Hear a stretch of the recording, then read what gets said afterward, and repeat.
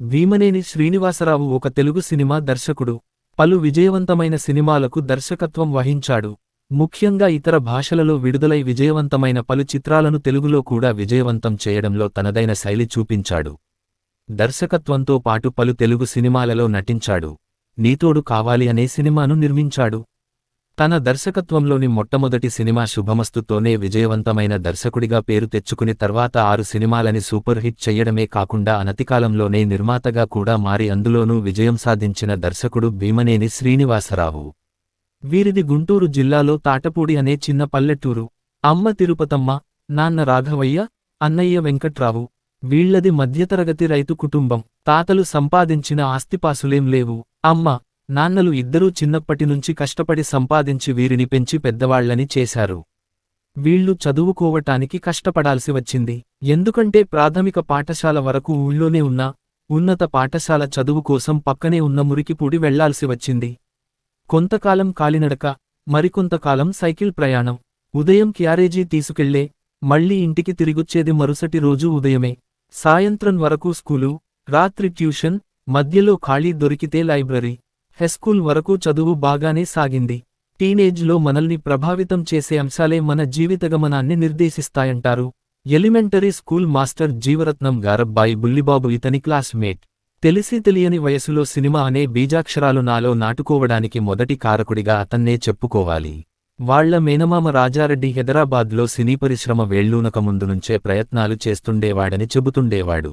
అలా ప్రారంభమైన ఇంటరెస్టు తప్పటడుగులేసుకుంటూ కథల్లోకి, కవితల్లోకి, నవలల్లోకి ఎంటరై నాటకాల్లోకి నడుచుకుంటూ వెళ్ళిపోయింది. చదువు తడబడి అత్యసరు మార్కులతో స్కూల్ ఫైనల్ అయిందనిపించాడు.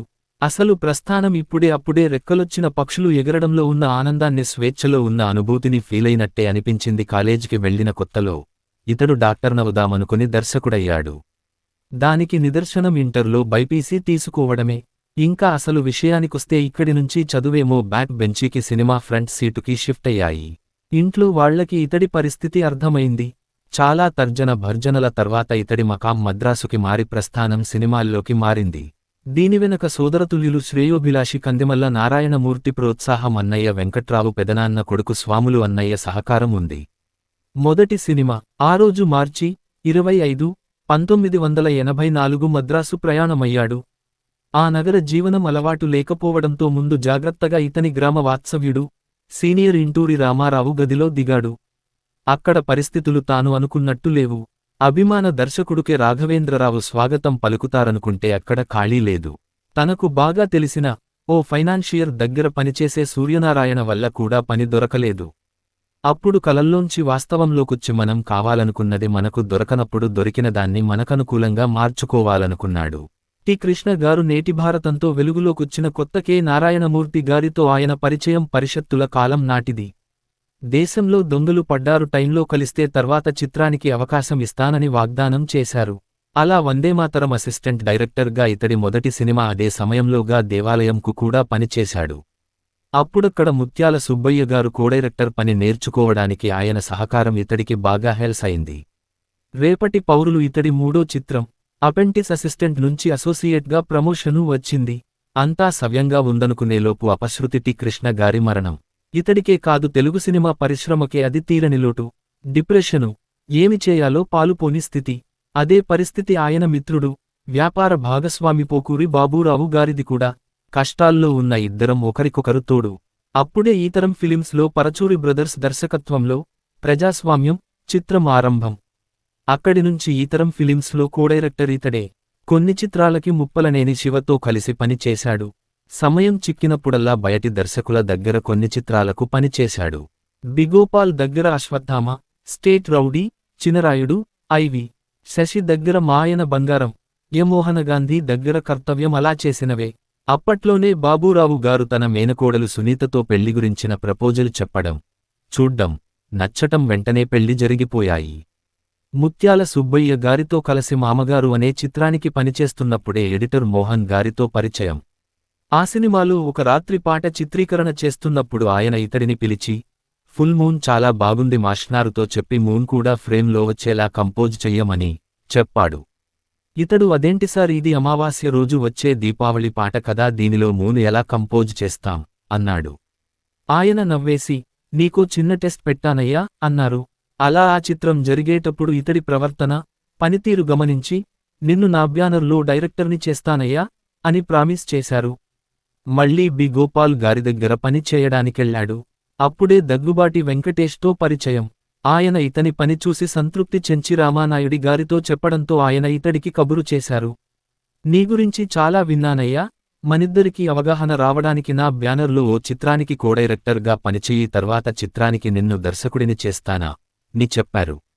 అలా పరువు ప్రతిష్టకి పనిచేశాడు.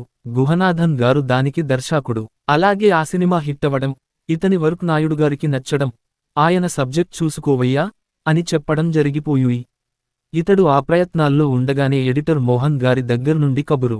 ముత్యాల సుబ్బయ్య గారి దర్శకత్వంలో పల్నాటి పౌరుషం అనే సినిమాకి పనిచెయ్యమని. ఆయన తర్వాత చిత్రానికి ప్రామిస్ చేశాడు కాని ఆ సినిమా దెబ్బతినటంతో ఆయన నిరాశ చెందాడు. ఇతడు కొంతకాలం ఆయన్ని ఎదుర్కోలేకపోయాడు. అసలే ఇప్పుడు సినిమా దెబ్బతింది, దానికి తగ్గట్టు కొత్త డైరెక్టర్తో సినిమా అంటే కష్టం గదాని. కాని ఆయన ఇచ్చిన మాట మీద నిలబడి నాకు కబురు చేసి సబ్జెక్ట్ చూడమన్నారు. ఈ విషయంలో వాళ్ల పెద్దబ్బాయి రాజా ఇతడికి చాలా సపోర్ట్ చేశాడు. అలా వెతికి పట్టుకున్నదే శుభమస్తు చిత్ర కథ. 2 పెద్ద బ్యానర్లు, 2 మంచి నిర్మాతల మధ్య ఇతడి మొదటి సినిమా అలా దోబూచులాడింది. మోహన్ గారి సబ్జెక్ట్ ఓకే అవ్వడంతో విషయానికి నాయుడిగారికి చెప్పాడు. ఆయన ఏంటయ్యా నా బ్యానర్లో దర్శకుడిని చేస్తానంటే ఇంతవరకు ఎదురు చెప్పిన వాళ్లు లేరు, నువ్వేమో వేరే ప్రపోజల్ గురించి చెబుతున్నావు, నీ ఇష్టం ఆలోచించుకో అన్నారు. సబ్జెక్ట్ నచ్చడంతో ఆయనకు సారీ చెప్పి శుభమస్తు మొదలు పెట్టాడు. జగపతిబాబుగారు హీరో, ఆమని, ఇంద్రజ హీరోయిన్స్, దాసరిగారు, సత్యనారాయణ గారుకి రోల్స్. అలా ప్రారంభమైన ఇతడి మొదటి సినిమా ప్రస్థానం విజయవంతమై తర్వాత శుభాకాంక్షలు సినిమా, సుస్వాగతం, సూర్యవంశం లాంటి చిత్రాలతో కొనసాగింది.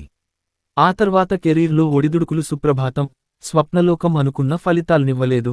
పడిన కెరటం మళ్లీ లేస్తుంది. అలా పుంజుకుని సొంత బ్యానర్ స్థాపించి నీతోడు కావాలి అనే చిత్రం చేశాడు. దర్శకత్వం వహించిన సినిమాలు: శుభమస్తు 1995, శుభాకాంక్షలు 1997, సూర్యవంశం 1998, సుస్వాగతం 1998, సుప్రభాతం 1998, స్వప్నలోకం 1999, కౌసల్య కృష్ణమూర్తి 2019.